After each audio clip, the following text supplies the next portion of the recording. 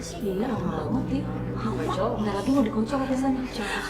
Aduh Bu, sorry ya aku telat semuanya. Dari mana sih? Iya, dari mana aja ih.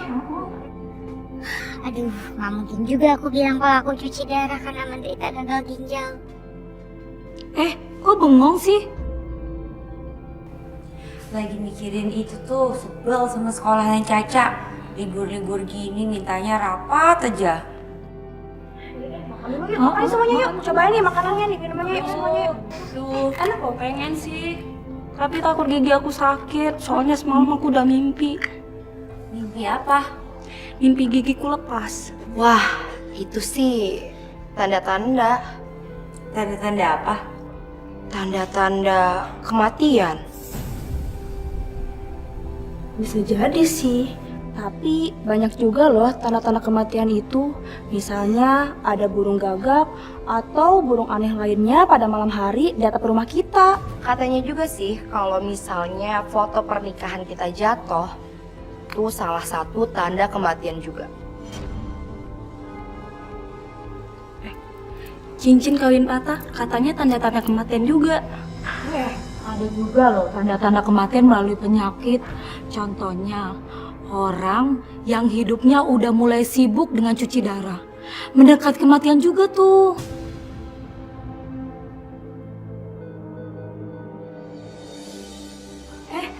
Indah, mau kemana? Mah, mereka itu nggak tahu kalau kamu cuci darah. Ya tapi kan itu kan tanda-tanda. Kalau aku nggak sakit, kalau umur aku panjang juga nggak mungkin mereka ngomong kayak gitu. Ya itu semua cuma kebetulan. Emang kamu sama aja kayak yang lain. Nggak percaya sama aku. Itu kan Banyak juga loh tanda-tanda kematian itu. Misalnya ada burung gagak atau burung aneh lainnya pada malam hari di atap rumah kita. Burung gagak. Ini suara burung gagak. Cepetan kamu usir burung gagak dari atas rumah kita sekarang. Gimana ngusirnya, Mah? Itu kan burung liar. Aku nggak mau tahu. Pokoknya kamu usir aja. Pokoknya nggak boleh ada di atap kita. Udahlah, kamu usah pikir yang aneh-aneh. Ya udah. Kalau kamu nggak mau usir, aku yang usir burung gagak sendiri. Mah.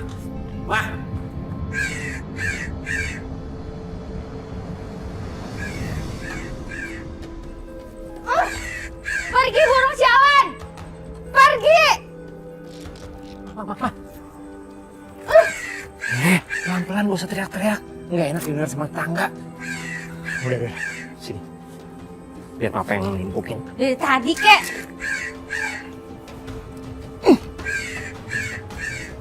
Dikit lagi tuh. Ke atas kan. Tuh, udah pergi burungnya. Dia masuk, Mah. Oh, mana sih, Mah? Jangan dikejar lagi.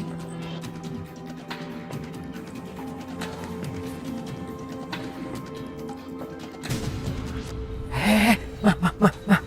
Udah, Mah, jangan, Mah. Tuh kan, sama genteng orang. Pak Luman, tunggu. Kalau Pak Luman tidak suka dengan saya, jangan begini caranya. Pak, Bu, saya minta maaf ya. Ini istri saya, dia takut sama burung gagak. Saya nggak mau tahu. Pokoknya Pak Luman harus ganti semua genting rumah saya yang pecah. Iya Bu, pasti saya ganti. Besok ya. Ya sudah, saya tunggu besok. Tuh kan, kita jadi nggak enak sama tetangga. Makanya kamu tuh jangan berlebih. Ya udah makanya lain kali tinggal bayar aja sih.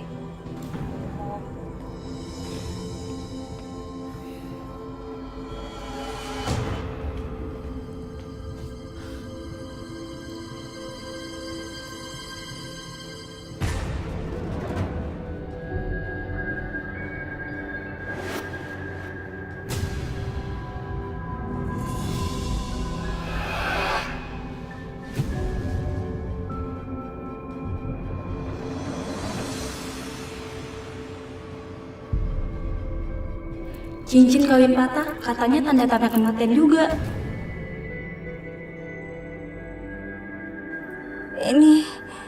Ini udah tanda berikutnya.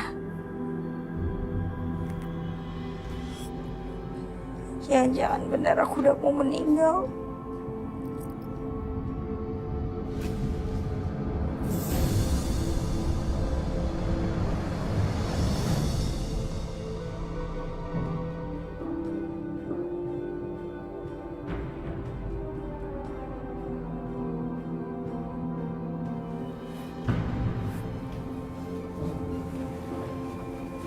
Ma, kamu yakin udah mau masuk kantor?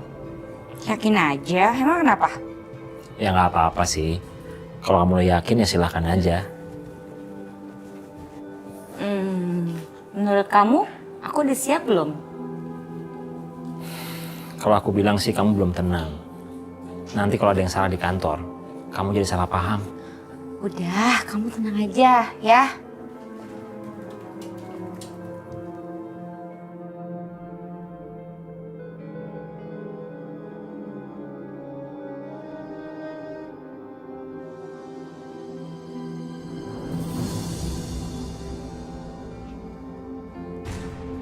Bu, ini laporan selama Ibu cuti. Gelas jatuh itu pertanda buruk. Di mana tempat tanda-tanda kematian itu ada. Kamu lain kali hati-hati dong. Maaf Bu, saya nggak sengaja. Makanya kamu jangan cepet-cepet kalau ngerjain sesuatu. Ya udah bersihin aja deh. Iya Bu, nanti saya panggilkan Obe ya buat ngebersihin pecahan gelasnya.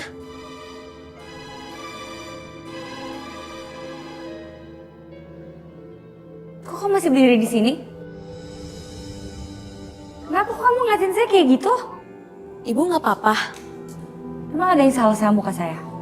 Muka Ibu agak pucet. Pucat biasa apa kayak pucat orang mau mati? Kok Ibu ngomongnya gitu? Pucet biasa Bu, mungkin Ibu kurang sehat. Ya mungkin. Ya udah panggilin Obi aja deh. Bersihin ya. Iya Bu.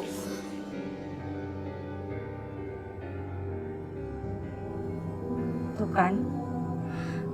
Tuh kan semua orang ngeliatin aku jadi kayak pucat.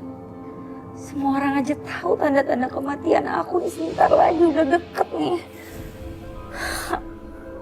Bu, laporannya ditunggu sama Bapak. Kata Bapak kalau Ibu kurang sehat, Ibu boleh cuti lagi sampai Ibu benar-benar sehat. Bilang sama Bapak ya. Setidaknya saya masih berguna buat kantor ini. Saya masih berguna buat orang banyak. Nanti kalau saya meninggal, saya bakal cuti selamanya. Kamu bilang beneran ya kayak gini ya yang tadi saya sampaikan ya, harus sama ya. Iya Bu, iya. Ya udah kalau gitu saya permisi dulu ya Bu.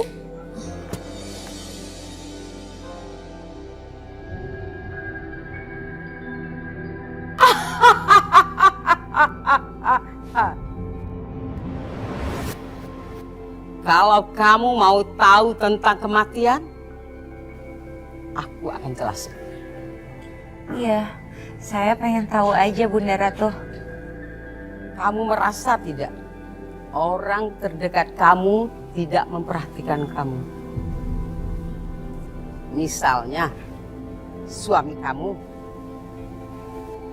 atau anak kamu, teman-teman kamu, itu tanda-tanda kematian.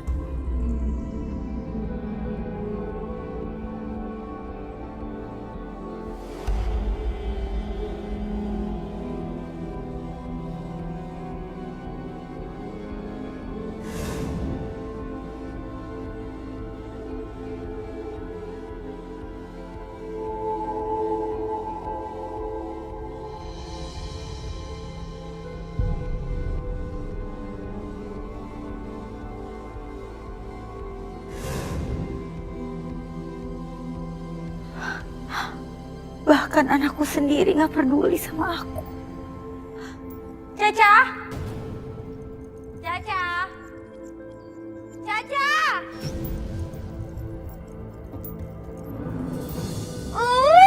Caca!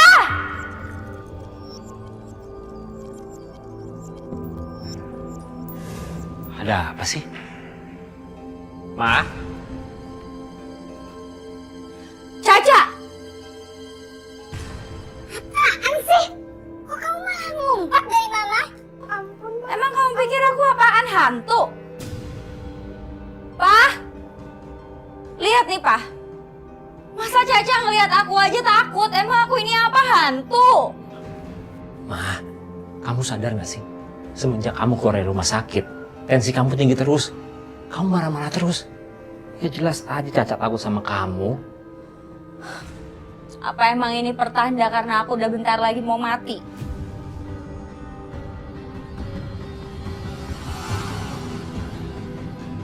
Berarti benar ya kata dia. Semua orang di sekeliling aku tiba-tiba berubah jadi nggak peduli sama aku. Dia itu siapa sih, Ma? Kamu tanya sama siapa? Kalau kamu mau nanya soal mati, soal agama, sama orang yang tepat. Sayang, kamu gak apa-apa kan?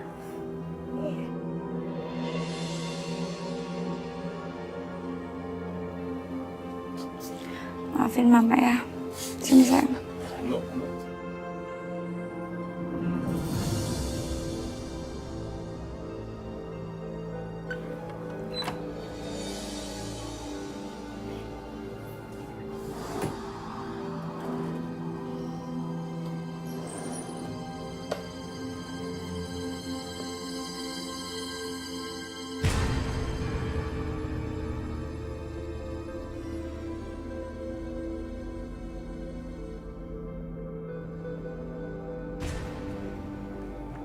Jadi buku ini yang selama ini bikin Winda aneh. Buku ini harus dimusnahin. Harus dibakar.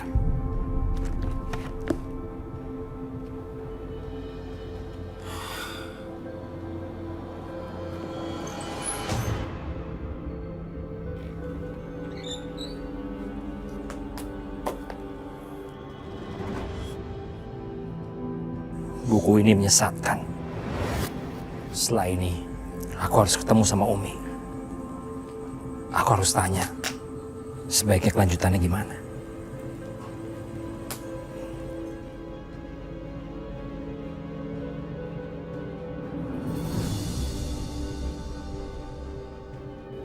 Jadi begini Umi, yang mau saya tanyakan sama Umi itu, apa benar Umi, kalau manusia itu bisa melihat tanda-tanda kematiannya sendiri? Soalnya istri saya merasa dia bisa melihat tanda-tanda itu. Seperti misalnya dia merasa kesepian, kurang diperhatikan sama keluarga, atau bahkan mendengar suara burung gagak. Sebenarnya apa sih Umi? Apa ada tanda-tanda kematian dalam Islam itu? Kalau kita bicara soal kematian, itu kan artinya mati itu sendiri kan keluarnya roh dari jasad, ya kan? Di dalam Al-Quran Allah berfirman, Yas'alunaka 'anir ruh, qulir ruhu min amri rabbi. Urusan roh itu nggak ada orang tahu, yang tahu hanya Allah. Kapan keluarnya, artinya kapan kita akan mengalami kematian itu. Nah, kalau tadi Mas Lukman bilang istrinya dengar suara burung gagak ya, terus dan lain sebagainya. Kalau menurut Umi suara burung gagak seperti itu ya memang sudah sunnatullah. Lah kan di Al-Quran sendiri juga udah dijelaskan walan tajida li sunnatillahi tabdila. Di dalam sunnatullah itu, hukum alam itu tidak akan ada perubahan. Lah dari zaman baheula mah suara gagak ya emang begitu. Gagak mau ada orang mau meninggal kayak mau kagak, waktunya bunyi ya bunyi aja. Itu mah kalau menurut Umi. Nah, jadi kalau misalnya orang itu tidak dikasih tahu oleh Allah kapan dia itu wafatnya, kapan dia itu meninggalnya, justru itu bentuk salah satu kasih sayang Allah, Mas. Sebab kalau kita dikasih tahu misalnya oleh Allah, Qurrata A'yun misalnya ya, umurmu 3 bulan lagi. Lah, selama 3 bulan ini otomatis saya mikirin kan, mikirin bagaimana nanti, terus bagaimana ininya. Lah belum waktunya udah mati duluan. Justru kita nggak dikasih tahu agar supaya ya kita tetap bersiap-siap untuk menjemput ajal itu. Lagi pula agar supaya tidak membebani kita. Tuh sayangnya Allah. Dan kalau orang itu semuanya tahu kapan mau meninggalnya, lah baik semua orang mah. Tobat semua, kagak ada yang kagak tobat. Nah, makanya kalau menurut Umi mah emang itu rahasia Allah. Kita nggak tahu itu kapan iniannya, tanda-tandanya itu. Terima kasih Umi atas semua penjelasannya. Sama-sama, iya.